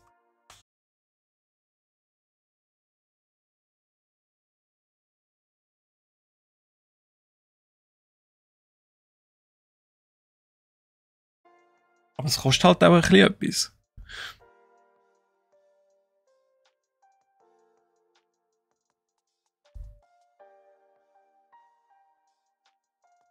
Und ich würde rein wegen der Landschaft, würde ich auch gerne mal China bereisen. Aber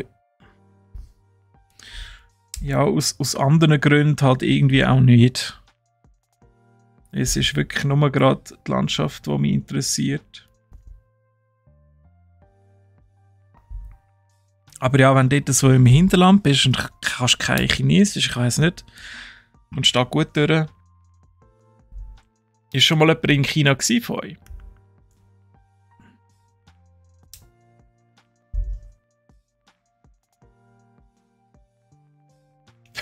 Einfach nicht alleine scheiden, doch noch ein Kind. Oh, okay. Also ist das dort... echt? Ist das dort das Thema, oder was? Gibt es dort einen Samenraub? Wie der Boris Becker damals.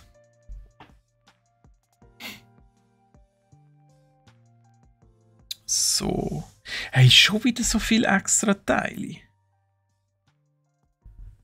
Das ist mir schon nicht ganz geheuer. Aber gut.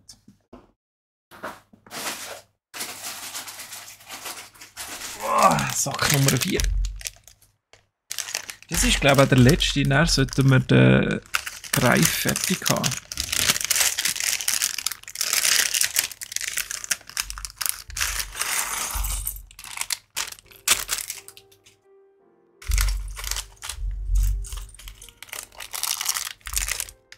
Oh, da ist noch der Grind drin. Hui! Ist der aus Gummi? Hm. Ja, ich glaube schon, so gehärtet.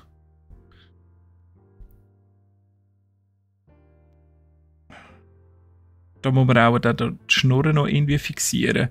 Aber da kann man natürlich auch noch auf und zu machen. Da. Er sieht ja ziemlich hässig aus. Finde ich gut. Ist gut getroffen.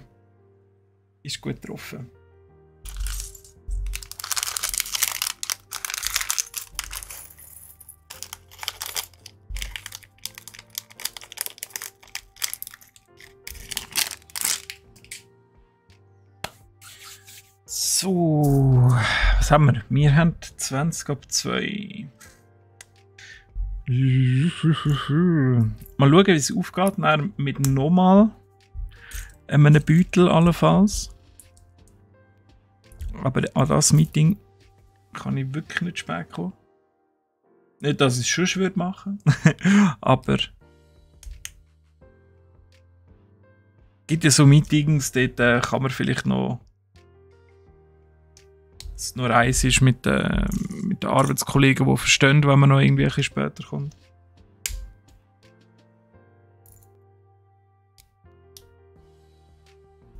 So auf einen Kaffee oder so. Clou, hey! Wie geht es dir? Was macht Musik, mein Freund?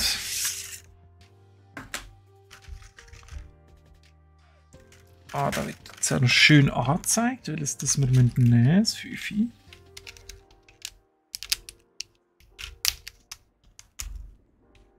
Lässt sich hervorragend raustrennen, da das Plastikflügel. Dann müssen wir jetzt irgendwie noch auf das Teil fixieren.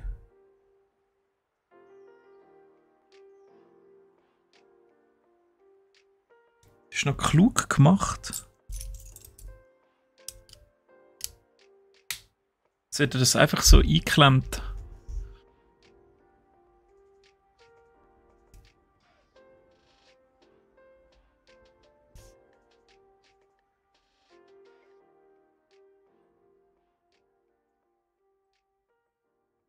Jetzt komme ich da aber nicht raus. Jetzt habe ich, glaube ich, irgendetwas in den Seich gemacht.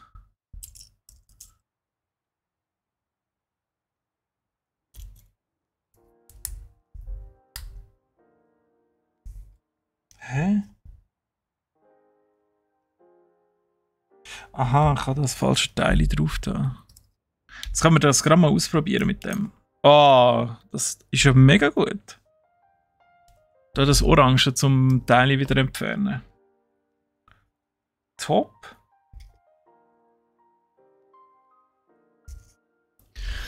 Schlechten Menschen geht es immer gut, sagst du. Ja, dann bin ich froh, dass dir in dem Fall blendend geht, Clou. Nein. Läuft, weil gestern neues Mixtape gemacht, zieht ganz gut. Geil, gratuliere. Das können wir gern. Bist wieder auf dem Damm.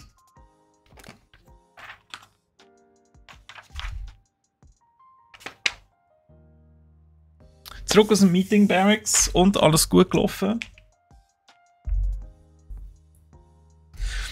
Clou, was würdest du sagen, wie unterscheidet sich dein Mixtape von deinen sonstigen Produktionen? Hast du irgendetwas gewagt, versucht?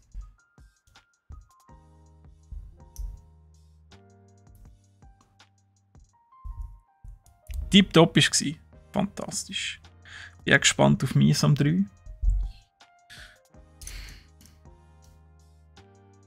Ich hoffe, das wird angenehm, sonst wird es nämlich sehr unangenehm. Nein. Kommt sicher gut.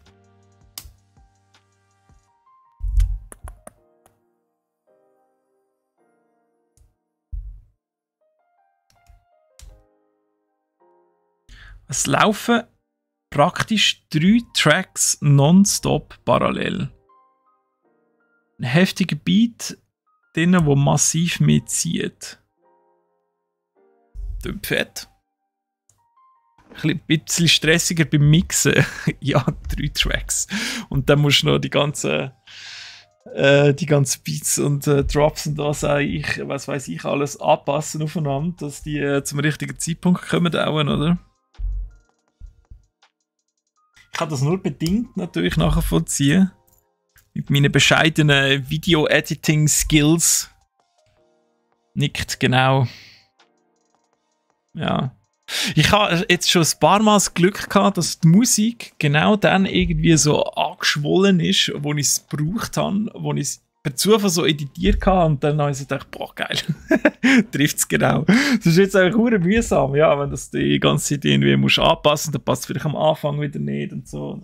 Voll nervig.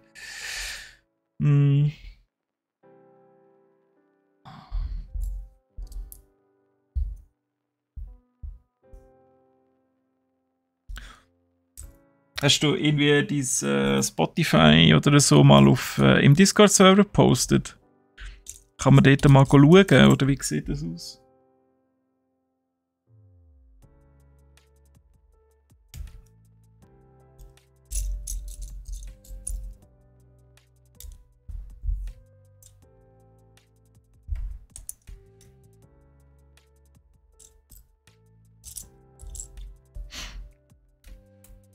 Hä? Nur noch eins. Ach, wieder die falschen Teile, die sieht man nicht da hinten. Okay. So, jetzt aber.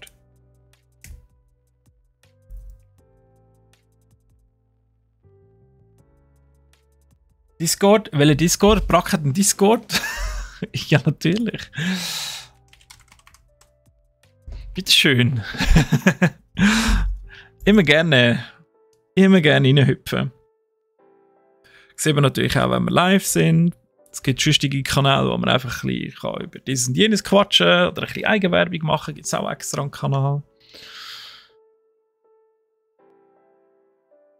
Ja, sicher. Einfach mal rein damit. Dann kann ich auch mal hören, was du da überhaupt für Musik machst mit deinen 3 Tracks, die da gleichzeitig laufen.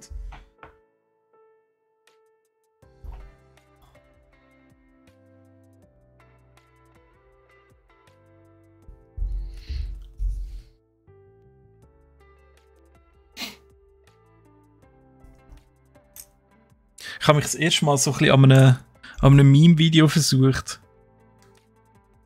Bin ja gespannt. Das ist gut kommt.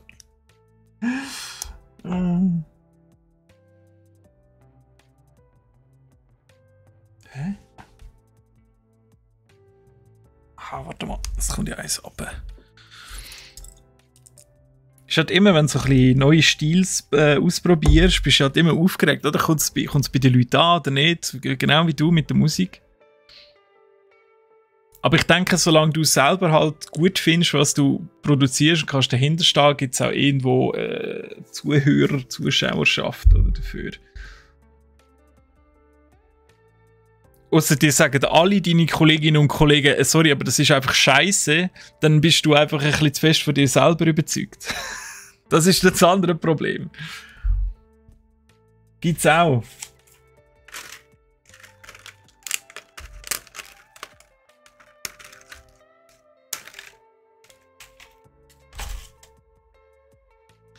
Wenn es einfach keine Freude macht, lass ich. Ja. Best advice ever.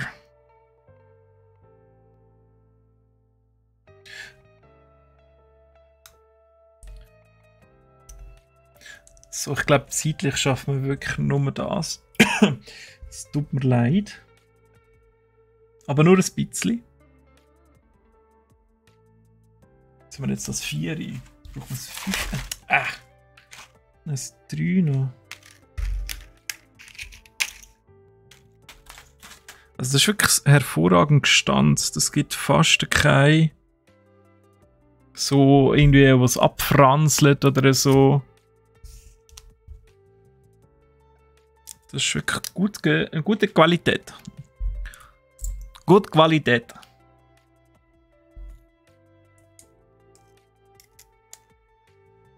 So, jetzt habe ich das 3 in der Hand und das 3 muss... Das 3 muss da über...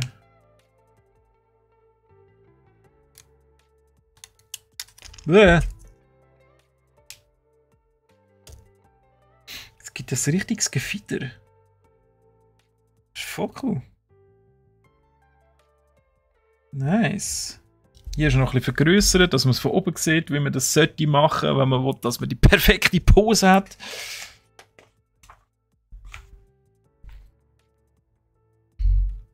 Ja, jetzt wird da natürlich gefiedert. Das Eis.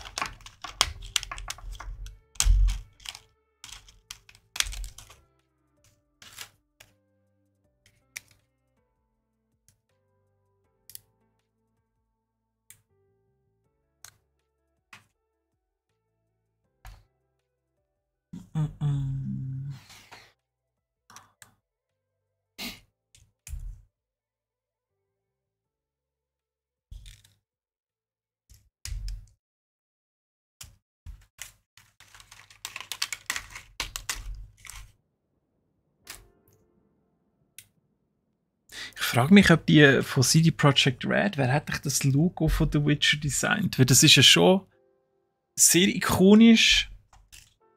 Also ich meine das da. Da. Sehr ikonisch und es sieht halt mega geil aus. Weil es gibt ja so Logos, die treibt man jetzt nicht unbedingt gerade mit Stolz auf einem T-Shirt oder auf einem Käppli oder als Schlüsselanhänger oder Halskette oder was auch immer. Aber da hat irgendjemand bei denen, nehme ich jetzt mal an, hat da noch richtig gutes Logo können designen. Oder hat man echt zuerst einfach den Anhänger gehabt und der das 3D-Model gemacht hat, irgendwie vom Schwert oder von der Halskette vom Geralt. Aus dem heraus hat man dann das Logo gemacht. Das könnte natürlich auch sein.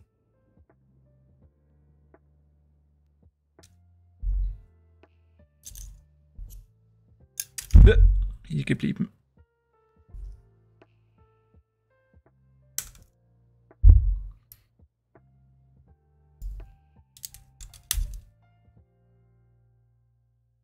Jetzt zum Beispiel da Monster oder so. Also die Energy Drinks.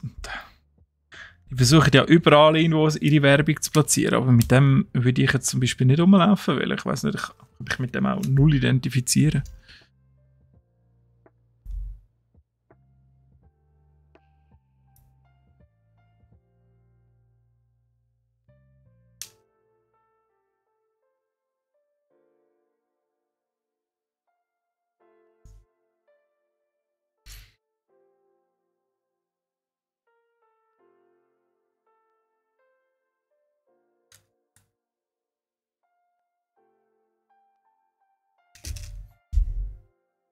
Muss es so da drüber? Okay. Merch findest du 100-mal cooler als Getränk. Echt? Also gut, mit dem Getränk kann ich genauso wenig anfangen. Aber ich sehe es halt, ist ja sicher auch schon auffallen bei Twitch, oder? Das Zeug ist überall. Überall. Alle Streamerinnen und Streamer haben so einen Mini-Kühlschrank, so einen gesponserten irgendwo hinten dran.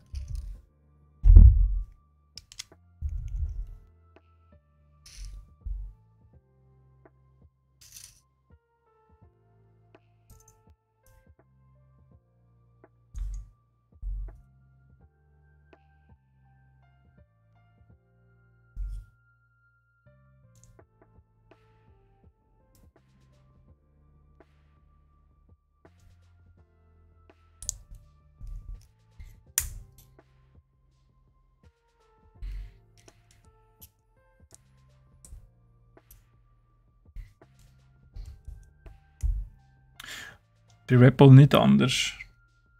Schon, aber das ist mir jetzt bei Twitch zum Beispiel nicht so aufgefallen. Nicht so präsent gewesen. Aber die machen natürlich schon extrem viel Werbung, ja. Gebe dir auch recht.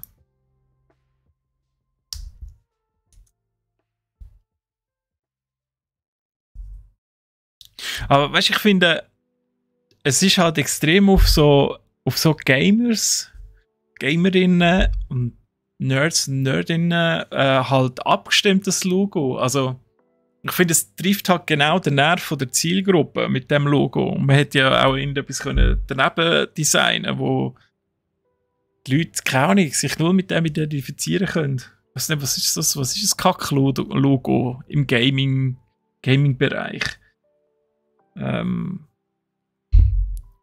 Weiß nicht, Metroid. Mega geiles Game, aber das Logo mit dem Böllen und dem Blitz.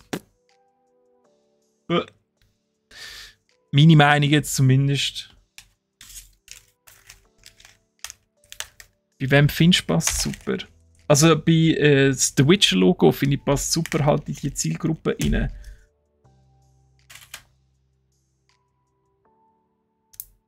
Dass die Leute, die das Game gamen, halt dann auch denken, wow, das Merch ist auch mega geil, weil das Logo gut designt ist. Und genauso hätte man es aber verkacken mit dem Logo. Ich meine, wenn es jetzt so ein cooler Wolf wäre, würden dann all die Leute eben so Amulett und Schlüsselanhänger und all das Zeug kaufen wollen.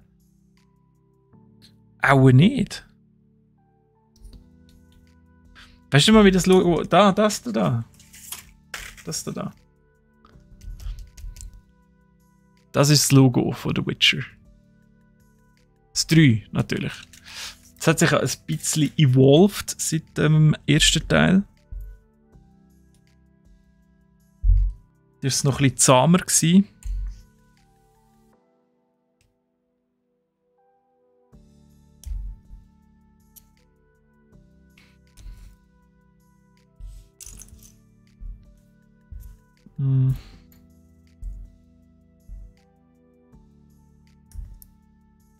Gefühlt noch nie gesehen.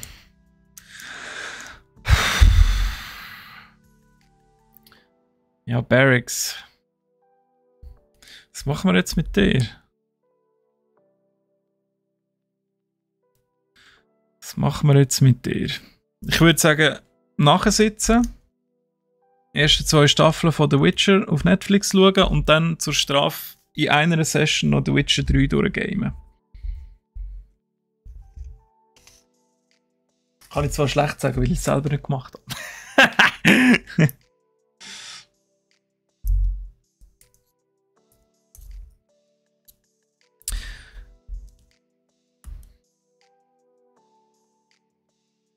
willst du aber doch raus spielen. Dann nimmst du das Handy mit oder den Laptop. Das Nachsitzen sicher beaufsichtigen. Natürlich. Einer muss ja kontrollieren, dass der Barracks das von A bis Z durchzieht, oder?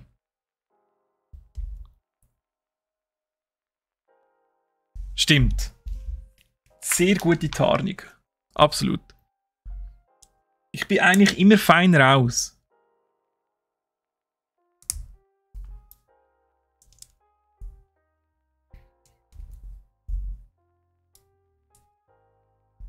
Das habe ich ja sowieso gerne, wenn ich nicht schuld bin. Noch mehr enttäuscht sie von dir. Okay, jetzt kommt etwas mit Star Wars. Do it. Oder Herr der Ringe. Komm, haus raus.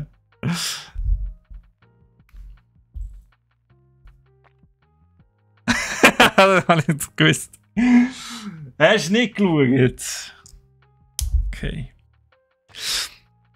Ich bin zum Glück nicht so ein fanatischer Fan, dass ich dich jetzt würde zum Nachsitzen verdonnern. Aber aus Anstand und Rücksicht auf das wertvolle Kulturgut von der Neuzeit einfach einmal 1 bis 9 durchschauen, bitte. Und dann noch Mandalorian.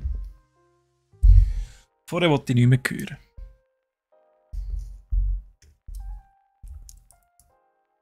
Der Yoda hat ihn auch nicht geschaut.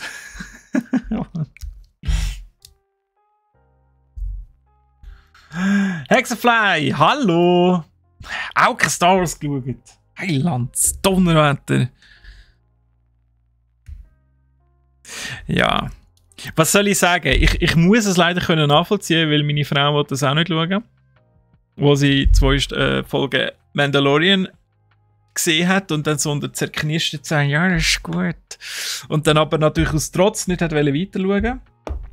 Wenn man mit dem Zeug halt nichts anfangen kann, dann kann man halt mit dem Zeug nichts anfangen. Was wollte ich jetzt da abranten? Das wäre einfach nur zu eurer Belustigung. Nichts weiteres. Was ich halt nicht verstehen kann, sind so Leute, die da wirklich anfangen so, du siehst, ach, ich rede nie mehr mit dir, mal, du musst, das ist das Beste, du musst. Okay. Ich meine, was muss ich dann... Eine andere... Hä? Irgendetwas komisch. Da.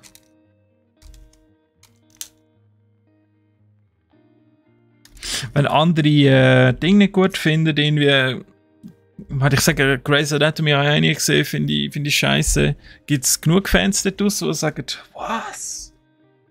Oh mein Gott, du musst alles schauen, es ist das Beste. Wie kann man nur? Jetzt kommen alle hinführen. Das will auch nicht. Mein komplettes Star Wars Wissen beruht auf Memes und Erzählungen von Kollegen. Ah ja. So gut.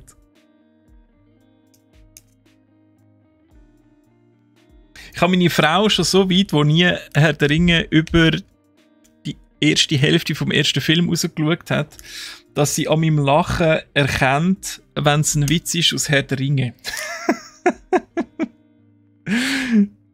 Wo irgendwo in einer Anekdote oder so vorkommt. Irgendwo in einem Film oder einer Serie oder so.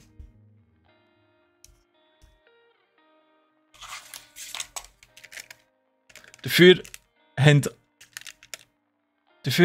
Was, du hast alle Stargate gesehen?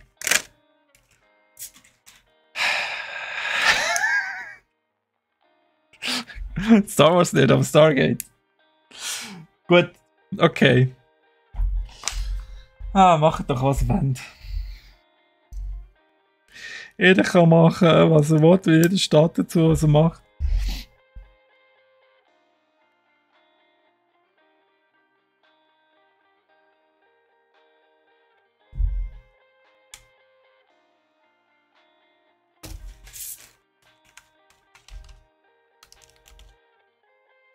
STC, hey! Hast du gerade gemerkt? Ja, jetzt ist er gerade fertig. Hast du Star Wars auch noch nicht gesehen? Kannst du dich gerade einreihen? Sind gerade alle die noch nie Star Wars gesehen haben. Kennen für Back to the Future. Jeder Film auswendig, Hexafly. Oh, okay. Das wiegt natürlich enorm viel wieder auf, oder? Nicht schlecht. Das kann ich nicht behaupten, dass ich dort alles auswendig kann. Da bin ich mehr bei Herr der Ringe natürlich daheim. Gewisse Sprüche und so. Wenn es mir gerade in den Sinn kommt. Ich habe das Buch wieder am Lesen jetzt. Also wieder aktiv. Mal pausiert gehabt.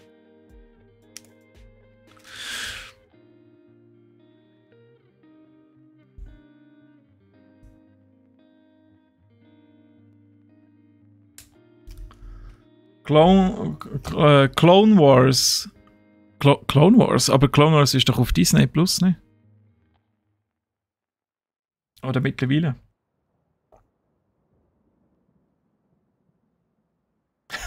Geil, wie so eine Aussage über Star Wars alle aus dem Lurk lockt. Ja, voll. Ja, ich werde wirklich nervös. Sobald STS kommt, weiss ich, da wird mir wieder so genau auf die Finger geschaut.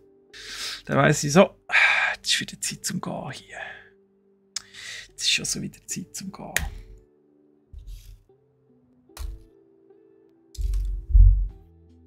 Also ist schon nicht schlecht. Das ist eine rechte Spannweite, hä?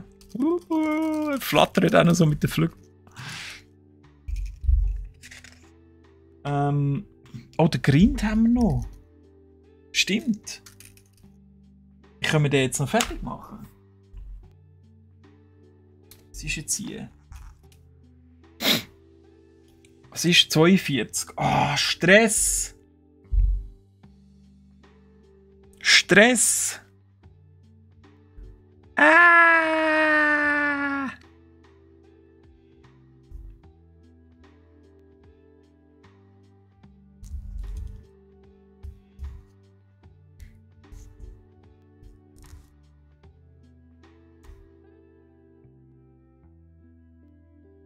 Jetzt müssen wir den da noch irgendwie einhaken.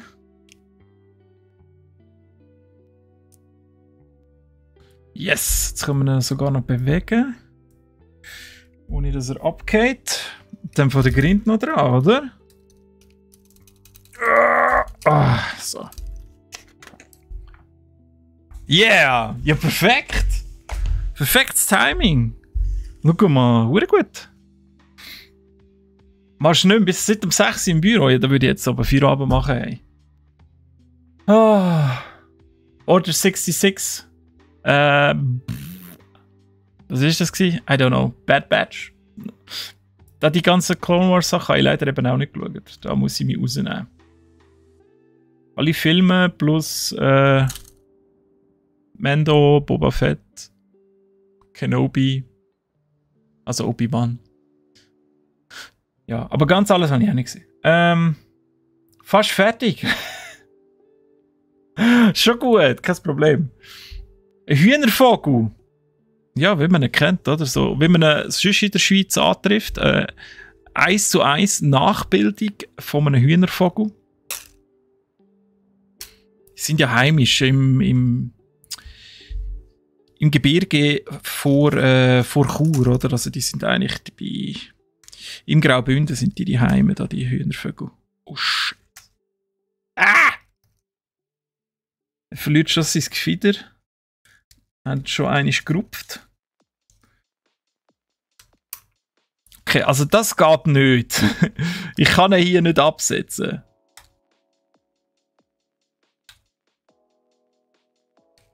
Ich habe wahrscheinlich einfach die ein bisschen falsch ausgerichtet. So.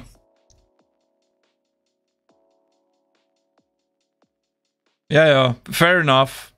Hinten mit dem Schwanz kann man auch noch ein bisschen stützen. Rupf den oben!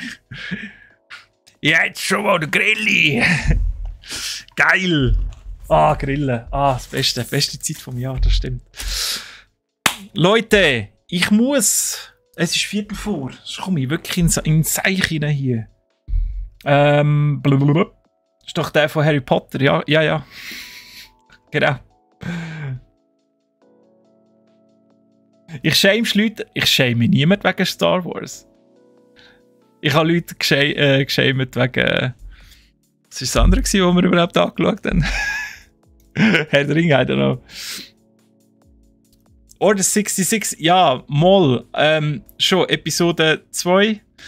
Aber nicht die Serie, wo noch dort etwas damit zu tun hat. Execute Order 66. Aber es gibt ja auch noch eine Serie, die mit so Klonkriegern spielt oder so, die von dieser Order sind, oder? Oder mit dem Cody, mit Commander Cody echt noch. Und ich schäme mich nicht, wenn man das nicht sieht. Niemand, wenn man das nicht gesehen hat.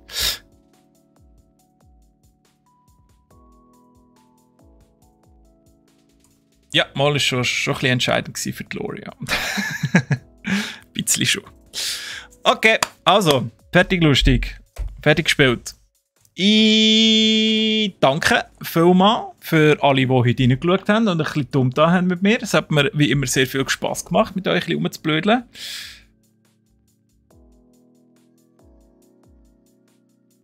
Und ja, die noch ein bisschen über Star Wars diskutieren und was dort vorkommt und was nicht und noch ein bisschen Star Wars Shaming betreiben, die dürfen gerne noch im Chat bleiben. Ich ziehe mich da vorsichtshalber zurück. Ich bin immer so einer, der ein bisschen mit Halbwissen angibt. Mache ich immer sehr gerne. Kann man die Leute ein bisschen verrückt machen. Und dann morgen, ich weiss gar nicht, ob morgen etwas ist. Leute, ich habe keinen Plan mehr. Ich bin erst gerade aus der Ferien gekommen. Bitte stressen mich nicht. Entweder ist mal mit dem Troy etwas oder nicht. Ich komme mir die Meldung über. Auf jeden Fall. Merci auch für den Follow heute.